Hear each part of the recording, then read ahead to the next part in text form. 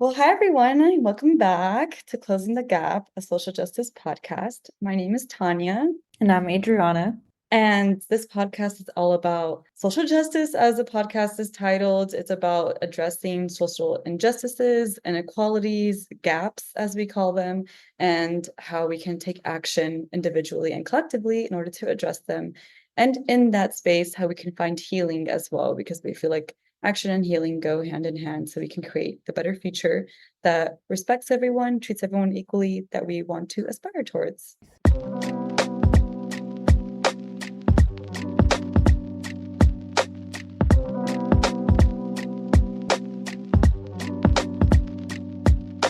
Today, we're going to discuss something super relevant. If you are all in the US, or probably not even in the United States, but you're hearing about what's happening in the United States with the new Trump administration, new, not so new because he's back. People are trying to see other ways to take action because they just don't agree with a lot of the things that the administration is doing. And I say most of the US because we're seeing a lot here since it is our federal government, but I have also been seeing protests worldwide. So I know it isn't just us that are speaking up. So thank you everyone else for just joining us in that and also speaking up against your own governments that are kind of in that bubble of white supremacy, I guess. So we're going to discuss how to opt out of capitalism, how to boycott, what are ways that you can still live the life you're living, still go through your daily lives without too much changes, and still support organizations, companies, brands that you want to support. That means supporting their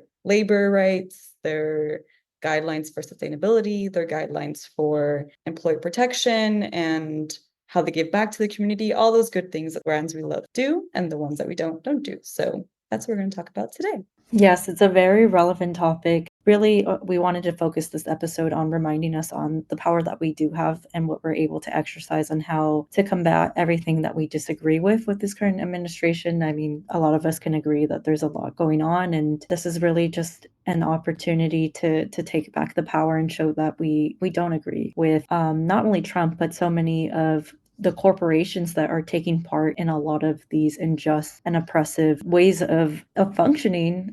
Really comes down, especially in America, corporations play too much of a big part in our lives, and this is really a way for us to make them listen to us. And the reason we say opting out of capitalism is because we're still talking about the government and how that's not necessarily corporations. But if you know anything about corrupt governments, you know that they don't act on their own. You know that politicians are bought by corporations. There are just so many links between which foundations are donating to a politician, which ones are campaigning for them, and which ones are lobbying for them.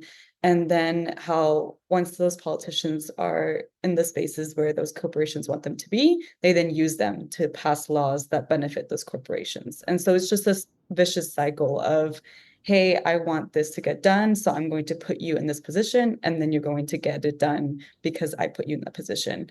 And then everyone else, like us, who don't have those financial resources to be able to do things like that, we kind of feel like we aren't heard, because those representatives aren't always even listening to us. They're listening to their major stakeholders, even though they should be working for us, the just regular citizens that want to have a voice. So that's kind of why, just for context, discussing both the government and the economy in this episode. That's also why there's a lot of ways that we can take action. And so we're touching on the economy side, how you can change your view and mindset of being a consumer and what that really means. The way I see it, we're not just consumers, we're caretakers of the earth, and we're responsible for our communities. And so that makes us also stewards of just the world that we want to be rather than just consuming, because consuming, the word itself makes it seem like we're just taking everything in, but instead stewardship and caretaking is what else are we giving in return. Yeah, that's very well said, Tanya. And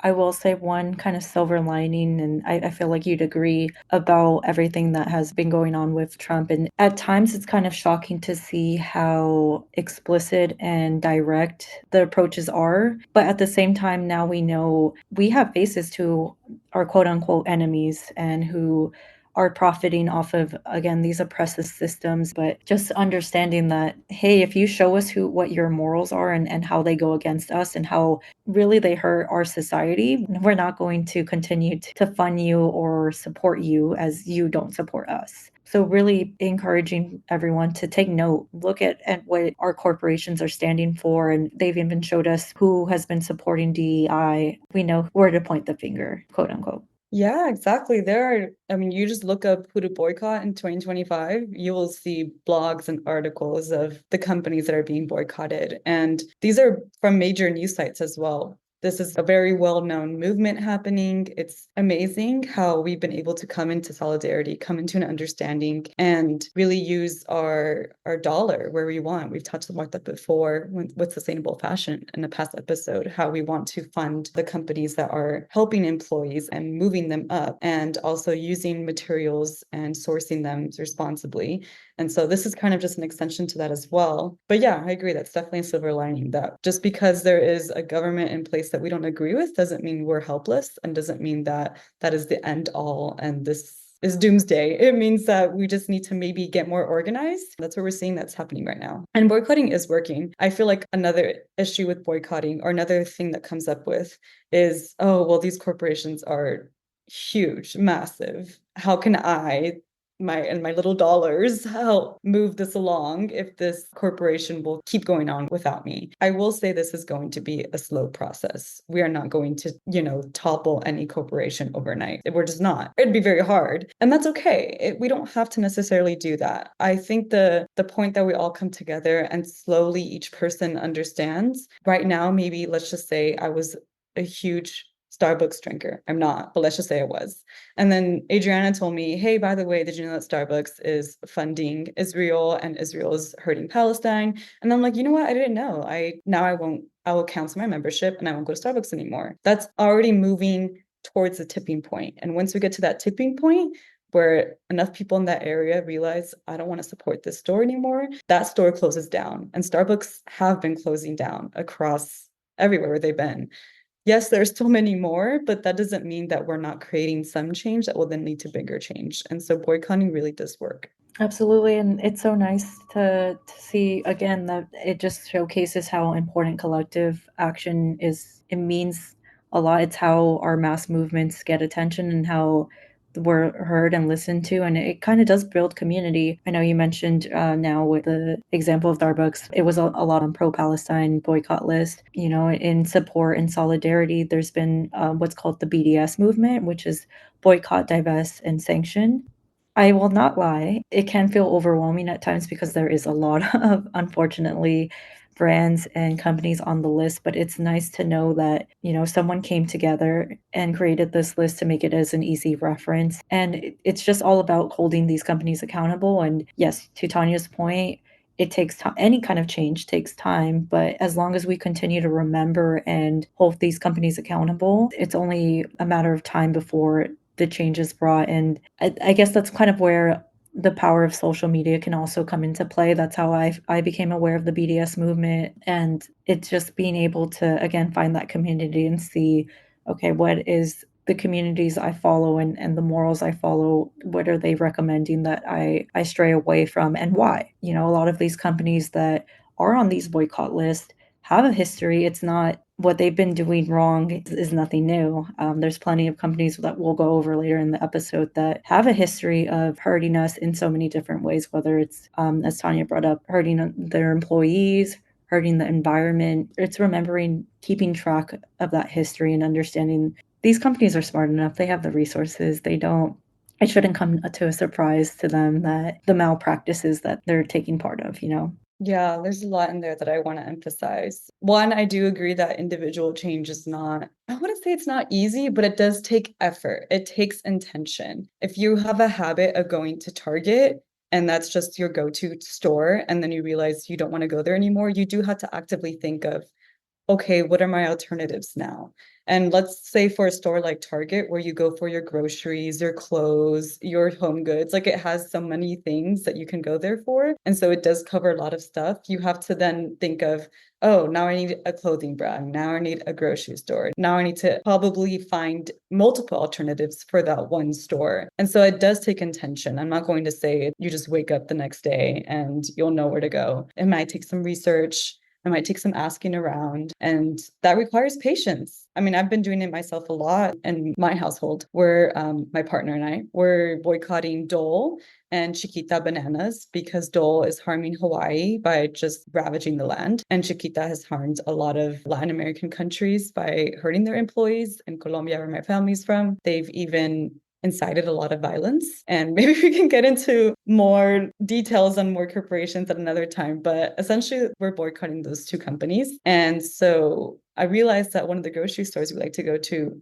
sometimes only holds those two companies, like that covers the entire banana shelf. And so we had to then go to another store to get our bananas. Like we get all our groceries from that one store, but then we have to go to another one just for bananas. And so sometimes that can be annoying and inconvenient. I mean, for us, we just make it work because it's pretty close. But I understand, like, oh, well, I walk to the grocery store and this is the only grocery store that I can walk to. I understand it's not always easy and to come by. So with that said, give yourself some grace. You don't have to boycott everything right away. For me, the thing that works the most is starting with, what do I not need to buy anymore? Maybe some things are just out of habit that you just buy over and over again. Why don't you, instead of thinking I need to buy something for the special occasion, you can rent or you can ask someone to borrow something. Like go back to the things that our parents did, right? Back in the day, or our grandparents. People weren't consuming like this just years ago, just decades ago. We definitely were more like rationed and we took better care of our things than we do now. So kind of just going back to that mindset,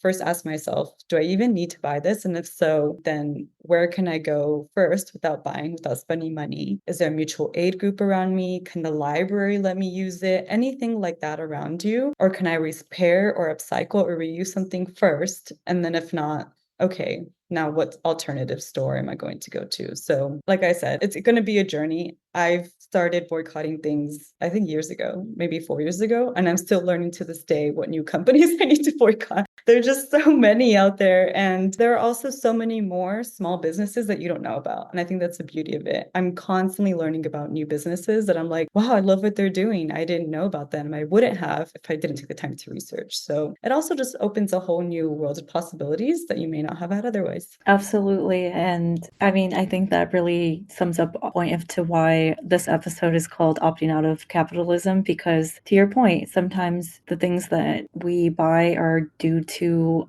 the overconsumption that we're taught to take part in. And capitalism thrives off of this overconsumption, and in turn it plays a part into why so many of these companies have turned to those bad practices that they take part in, because they're trying to make as much money as they can and push the demand that, again, sometimes we don't necessarily need. And I know for me, one of like the most overwhelming parts of getting into boycotting is the fact that so many of these companies do own a lot of sub companies that act and function within a different name that's not necessarily their parent company. I know it devastated me when I found out that Ben and Jerry's, like such a great brand, really vocal about a lot of social justice issues, is owned by Unilever. And although, they do take part in being vocal against their own parent company, taking that into account, one of the biggest brands on my boycott list is Nestle, and they own so many different brands that I was not aware of until I started to do the research. And something that I've noticed, I see it as a little bit predatory, is how a lot of these companies, what they'll do is just acquire a lot of smaller businesses that we love, that are built off of cultural practices. And like, for example, Nestle owns Abuelita hot chocolate, and I refuse to drink it anymore. I know it's so synonymous with Mexican culture, and Abuelitas is like, the Mexican hot chocolate. But, knowing that Nestle, which by the way is also, I believe, a Swedish brand, or it's an outside brand that has taken part in so many awful things. And unfortunately, there's a long list of what these companies have done. We are more than happy to share a few articles explaining why some of these companies are on our boycott list, but just understanding that they want to be so ingrained in our lives that they're willing to buy off such cultural brands that were originally family owned is disheartening. But to Tanya's point, there are other brands that are still family owned, that are still building their network up and could use our support. So I know I do have it easy. I still live in New York, and there's a lot of small businesses that I've come across, and I'm always happy to shop at. I actually can't even, speaking of Target, the nearest Target to me is like 30 minutes away. So it is a little bit easier for me to avoid it. But just taking those small steps, and it becomes easier as you learn how to avoid one certain brand, then maybe you can look into what other sub brands they own and add that to the list. But change does take time. I appreciate Tanya calling out the fact of that we do need to give ourselves grace. And as long as you make the effort, that's all that really matters. Yeah, it really does depend on geographically where you are. I online shop a lot. I love just looking for small brands for my bed and then shopping and then buying in bulk. I'll like find a brand I love and I'm like, okay, I'm gonna get all my cleaning supplies from this brand. Let me just get it all now. And so that makes it easy for me. But I realize that that's because a lot of companies are based in the US. And so they will ship to me sometimes for free, other times for very low cost. Depending where you are in the world, you may not have so much access to shipping within a week or so for a good price. So it does depend on a lot of things, like whether you have time to do that research as well. I understand if you just feel like you're already doing too much, then that's the last thing you want to do at night is, okay, let me look up 5 different articles to see which brand I could use. So it is just taking it little by little, I think. And one thing I've really enjoyed about boycotting is it has brought me closer to my community. When I lived in New York, I fully furnished my apartment without paying a dime. And that's because of Buy Nothing, which is an app and also a website and also groups on Facebook. It's just a lot of different things, but essentially Buy, like BUY Nothing, is a group that you can find wherever you are. I believe it's international as well, not just US, but you can search like Buy Nothing. For example, right now I'm based in Austin, Texas. So I can search Buy Nothing, Austin, Texas, and I'll find the group near me. And then people will just post a bunch of things. Sometimes they're barely even used. Sometimes they bought something and then realized, oh, I'm moving out. I need to get rid of all of this. Or for whatever circumstances, they now don't need something. And so you still get good quality stuff. With things like that, like free items or thrifting, secondhand, people are like, well, I want new things. Sometimes you can still get really good quality or like new things for a lot cheaper if you just buy it slightly secondhand or if you just get it for free. And so my partner loves it because I save us a lot of money. So I mean, if that's like your only incentive, I'll take it. Like do it if that's your incentive is to save money. You do save a lot of money that way. It does take more time. I will say that to look. And sometimes, like we're looking for a desk right now. It's not as easy as let's just go to Home Goods or whatever other store because I like getting things secondhand. And so I want to make sure I take the time to look for one that is good quality, but also secondhand, just to reduce waste. So, all that said, it really does take time, but it's exciting to be able to take that time and to connect with the people around you. There's people that I met through Buy Nothing that I wouldn't have met otherwise. And we ended up getting a lot more than we expected. Sometimes we show up to someone's house and to get one thing, and they end up giving us like 10. I think it just builds this understanding that everyone wants to help one another, and they know that you may not necessarily help them later, but they'll get helped by someone else later. And so it's just this network of people giving when they can and then accepting help when they need it. So I think that's something that we may have lost when it comes to consumption because there's no face to a company, right? A lot of the times, these big corporations, there's no face to who is behind Target. You're only the consumer. It's only a one-way relationship. But when it's like a giving and taking, like someone's offering me something, it's more of a gift. There's a face to that. And so it connects me to the people around me. And it's made me love the communities I live in so much more because of that. So that mutual aid aspect is something that I think sadly we have lost with capitalism. And that's a big reason why I decide to opt out when I can. Yeah, I'm so glad you brought up that group. You actually were the one who showed it to me too, and we'll definitely link it. I think the terms that you had mentioned before, like you could only be in one city group at a time, but it's super helpful. And yeah, it's really just about building community. I think really to build off of how you're mentioning with the corporations being kind of faceless. I think that's why it makes it so easy to do such harmful things and not care about us as a community because to them we're just a dollar sign. I really think that's how we got to the point that we are now with Trump and with the way that so many of these executives are able to have so much influence into the White House and our government. And it's time to go back to taking care of ourselves and each other. And I think this is a step towards that. That's a really good point. I mean, if they're not going to take care of us, which they clearly aren't, then we have to take care of ourselves. So it's just common sense. And also, when we boycott, we understand that they only speak money, right? Like we know that that's where it hurts. We know that we can protest all we want and we should. We know that we can call them out all we want on social media. But with all the resources they have, all the lawyers and all these grand big things that's very hard for people with less resources to try to lobby against. It seems like a lot of times they will keep winning, but they won't if you just cut off the source of their power, money. That's the only reason why they have that power. That's the only reason why they can buy all those lawyers to get out of all the horrible things that they do. That's the only reason why they can buy politicians, because they have that money. But if we all collectively decide, let's not give them that money anymore, they're just not going to have the funding anymore. They're going to go bankrupt. And so that's where I guess capitalism can work in our favor. If we understand that, then we know the basics of economics. If we reduce demand, they have to reduce their supply, and eventually we won't even need any of their supply. Absolutely. And also, I know sometimes the argument too is it's easier because some of these companies, like the biggest one being Amazon, like, oh, it's easier to shop there because it's cheaper and to save money and they give the better price compared to like even the company itself that's being sold on Amazon. But if we really think about it too in long term, eventually it's going to get to a point where the companies themselves are not thriving. They have to go out of business, and then what's left is Amazon, and it creates a monopoly. And then we won't have those options. Part of the boycotting is being able to find other resources and support companies that do align with our values. But if we're not supporting them now, there can be a world where they don't exist at all. And that's when we would lose our power. So it's just acknowledging that and thinking long term. We need to hold on to it. We've seen it time and time again with history that these things work. And yeah, we just need to hold on to our power.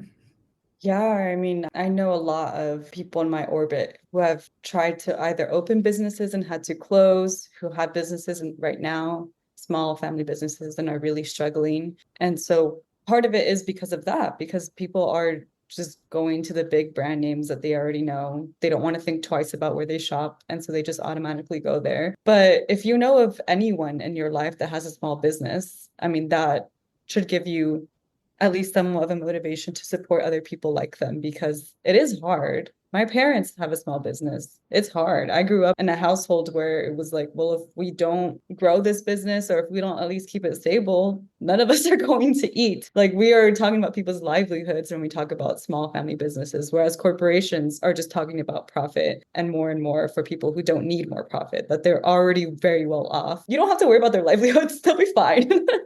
After the corporation closes, I'm sure they'll find a way out. But we need to focus on the people that need to send their kids to school and things like that. In the sense of building community, please, we're going to listen in the show notes. Some companies we boycott, some small businesses that we support. Please feel free to let us know, email us, tell us who we should also add to our list to stay away from, who can use the support. I can't say enough. The BDS movement specifically has opened my eyes to so much, and we want to be able to do the same here and have those conversations. So please feel free to share with us what you guys are all mobilizing towards. Yes, please. I know I could always use brand recommendations. My final thought for this is another reason why we do this is to let companies know, everyone, let companies, business owners, everyone, including family businesses, what we do want to support. And so if we are showing companies we will no longer support this, they either have to change their practices or risk losing consumers. And so that's another reason why this is so important. If you want to let even family businesses know, these are my values and this is what I will support. And so either, you follow these values as much as you can, or I will find somewhere else to go. Companies that want your dollars will listen. And we have seen that, even large corporations. Sometimes they do it in sneaky ways, like greenwashing, whereas they just say they're doing great things, but they're not necessarily doing great things when it comes to the environment. I know it can be iffy, but that can actually lead to change in that sense as well. And if a company does change its practices, maybe you can start consuming there and using their products if they do decide to change. So that's also another alternative. It's just a way to keep everyone accountable.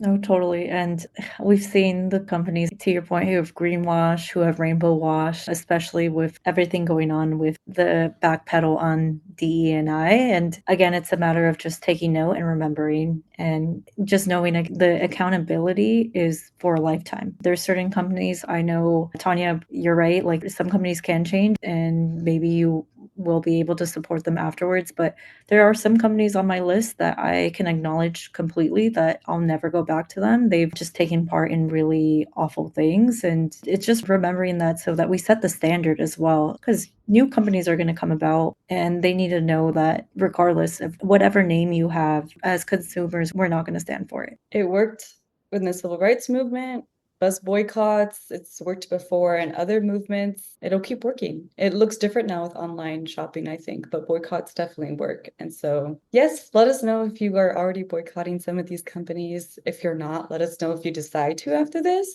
I would feel very happy if that's the case. And just share it with your friends and family because I feel like a lot of people are already talking about this. So that's also why we wanted to do this episode. Let's really hone in. Let's get all the bad companies lists there is so we can really know where to boycott and where to actually put our money towards.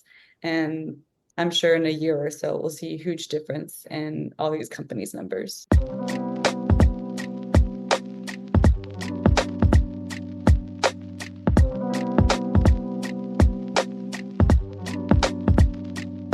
Thank you for listening. We hope you all enjoyed this episode. Please be sure to keep up with us by following us on Instagram or TikTok at Closing the Gap Pod, or feel free to email us with any questions. And in this case, any companies that you want us to show love to or not show love to, please feel free to email us at closingthegappod@gmail.com. Thank you.